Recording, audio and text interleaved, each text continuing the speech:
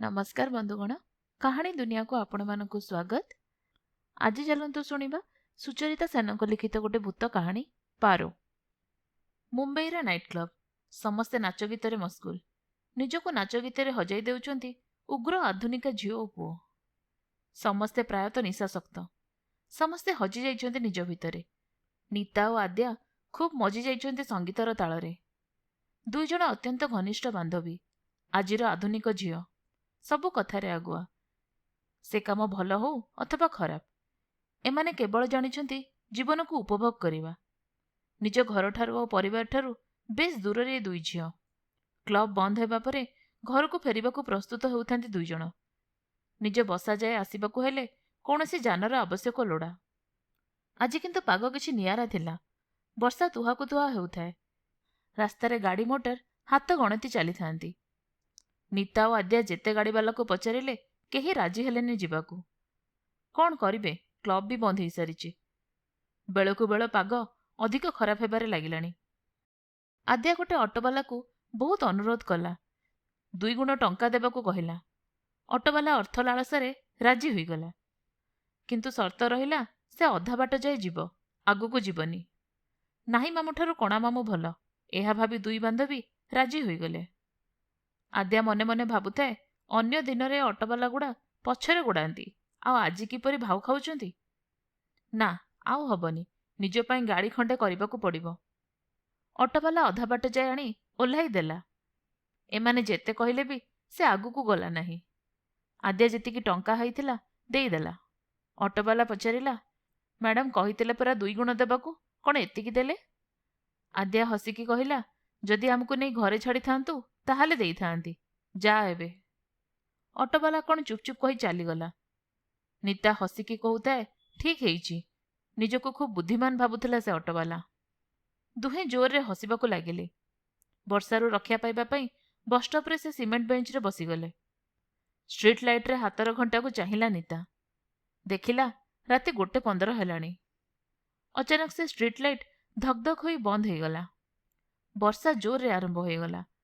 पवनर गति रे वर्षार छिटा 2 जन को ऊपर को पड़ुथाए। आद्या हसिकी कहूथाए, अरे लाइट जेपरी बंद हेगला, लगुची कौनसी आत्मा आम पाखरे अछि, नुहे नीता? नीता तळको मुंडपति बसी रही थाए। ऊँचू किछि भी कहू न थाए। आद्या ठिया होई एपट सेपट चाहिला, गोटे भी गाड़ी नाही। से विरक्त होई कही उठिला, ओह लगुची आज घर को जाई हबनी। नीता सेपरी मुंड तळको पोती बसी थाए। आद्या देखिला जेते जहा पचारिले नीतार उत्तर नाही। से बुलिकी चाहिला नीता आड़कू।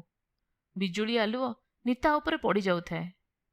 नीता तळको मुंड करी झुलिबाकू लागिथिला। आद्या धीरे धीरे नीता पाखकू हाथ नहीं जेपरी छुईची, नीता जोरे हा करी आद्या को डरई देला। आद्या खूब जोरे डरी जाई से सीमेंट बेंच उपरे धूम करी बसीगला। नीता जोर जोरे ताली मारी हसिबाकू लागिथाए। नीता कहिला, केते डरुआटा तू, पूरा डरी जाइथिलु ना? आद्या किछि कही आसुथला, ठीक एही समय गोटे गाड़ी आसी पाखरे रहिला। गाड़ी चालक पचारिला, मैडम मो गाड़ी रे जिबे, मु आपणको आपणको जगारे पहुंचाई देबी। आद्या सतरे डरी जाइथिला। उपरे एते खराब पाग, केते समय उपरे बसी रहिबे? आद्या हाँ हाँ कही नीतार हाथ को धरी गाड़ी रे बसीगला। गाड़ी चलिला, समस्ते चुप थांती। गाड़ीटी बहुत पुराना मॉडल थिला। आगरे थिबा बाड़ी दुईटी काच उपर पानी सफा करने समय रे अजब प्रकार शब्द शुणा जाउथला। नीता कहिला, ओह भाईना, गीत टिके चलाओ, भारी बोर लगुची। गाड़ी चालक उत्तर देला, संगीत नाही, गप शुणिबो? नीता और आद्या हाँ भरिले। केते समय चुप होई बसिथिबे, गाड़ी चालक कहिबाकू लागिला। वीरपुर रे बबी नामरे जड़े पिला रोउथला, खूब शांत और सरल। तार आगुको पछकू केही नथिले। सेठ घनश्याम चौधरी ड्राइवर भाव में नियुक्ति होइथिला। एकदा सेठ को झील पारो ताको प्रेम निवेदन कला।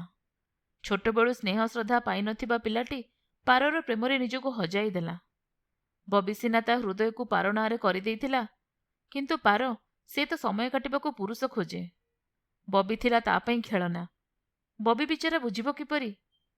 सत प्रेम कौन पारो ठारू अनुभव करुथिला। पारो जेतेबेले ता बाहुबंधन रे बांधि रखे, बबी भावे दुनियार सबुठारू मूल्यवान जिनिस ता पारो। ଭୁଲିଯାଏ ସବୁକିଛି। ପାରକୁ ଢେର ସାରା ଖୁସି ଅଜାଡ଼ି ଦିଏ। ସେ ସବୁକିଛି ପାର ପାଇଁ କରିବାକୁ ଚାହୁଁଥିଲା। ପାରକୁ ନ ଦେଖିଲେ ପାଗଳ ଭଳି ଅନୁଭବ ହେଉଥିଲା। ପାରର ବବି ପାଖରୁ ମନ ଭରିବା ପରେ ସେ ବବିଠାରୁ ଦୂରେଇବାକୁ ଚାହୁଁଥିଲା। ବବି ବଦଳରେ ତାକୁ ଆଉ କିଏ ମିଳିଯାଇଥିଲା, କିନ୍ତୁ ବବି ପାରକୁ ନେଇ ତା ସୁନେଲି ଭବିଷ୍ୟତ ଦେଖୁଥିଲା। ସମୟକ୍ରମେ ବବି ଯେତେବେଳେ ପାରକୁ ତା ସହ ଘର ଛାଡ଼ି ଚାଲିଯିବାକୁ ପରାମର୍ଶ ଦେଲା, ପାର ହଁ ଭରିଲା। କିନ୍ତୁ ତା ମନରେ ଆଉ କିଛି ଯୋଜନା ଉଙ୍କି ମାରୁଥିଲା। ପାର ସେଠକୁ ସବୁକିଛି କହିଦେଇଥିଲା। ସେଠ ଜାଣିବାକୁ ପାଇଲା ବବି ଜୋର କରି ତା ଝିଅକୁ ଉଠାଇ ନେବାକୁ ଚାହୁଁଛି। ବବି ଯେଉଁଦିନ ପାରକୁ ନେବାକୁ ପହଞ୍ଚିଲା, ସେଠର ଲୋକମାନେ ବବିକୁ ଧରିନେଲେ। ସେଦିନ ଏଭଳି ବର୍ଷା ହେଉଥାଏ। ସେଇ ଗାଡ଼ିରେ ଜଣକ ପରେ ଜଣେ ବବିର ଛାତିରେ ଛୁରୀ ଭୁସି ମାରି ଦେଇଥିଲେ। ଆଉ ପାଖରେ ଥିବା ବଡ଼ ପୋଖରୀରେ ଗାଡ଼ି ସହ ବବିକୁ ବାନ୍ଧି ବୁଡ଼େଇ ଦେଇଥିଲେ। ନିତା କହିଲା, ଏଥିରେ ପାରର କ'ଣ ଦୋଷ? ଗୋଟେ ପିଲା ସହ ସାରା ଜୀବନ କିପରି କାଟିବ? ଆଦ୍ୟା କହିଲା, ତୁମେ ଯୋଉ କାହାଣୀ କହିଲ, ଏ କାହାଣୀ ଥିଲା ନା ସତ କଥା? ସେ ବବି ତୁମକୁ କହିଥିବ ନିଶ୍ଚୟ। ଦୁଇ ବାନ୍ଧବୀ ଜୋର ଜୋର ହସିବାକୁ ଲାଗିଲେ। ଏତିକି କଥା ସରିଛି କି ନାହିଁ, ଗାଡ଼ି ଚାଳକ ଧୀରେ ଧୀରେ ପଛକୁ ମୁଣ୍ଡ ବୁଲାଉଥିଲା। ତା ମୁଣ୍ଡ ସମ୍ପୂର୍ଣ୍ଣ ଭାବରେ ପଛପଟକୁ ବୁଲିଗଲା। ତା ଛାତିରେ ଅସଂଖ୍ୟ ଛୁରୀ ଭୁସିବାର ଚିହ୍ନ ଦେଖାଯାଉଥିଲା, ଆଉ ତା ଛାତି ଭିତରୁ ଝରିଯାଉଥିଲା ରକ୍ତ। ନିତା ଓ ଆଦ୍ୟା ଡରିଯାଇ ହାତ ଯୋଡ଼ୁଥିଲେ। ନିତା ଥରଥର କଣ୍ଠରେ କହିଲା, ଆମର କିଛି ଦୋଷ ନାହିଁ। ଯେଉଁମାନେ ତୁମକୁ ମାରିଛନ୍ତି ସେମାନେ ବି ଆମର କେହି ନୁହନ୍ତି।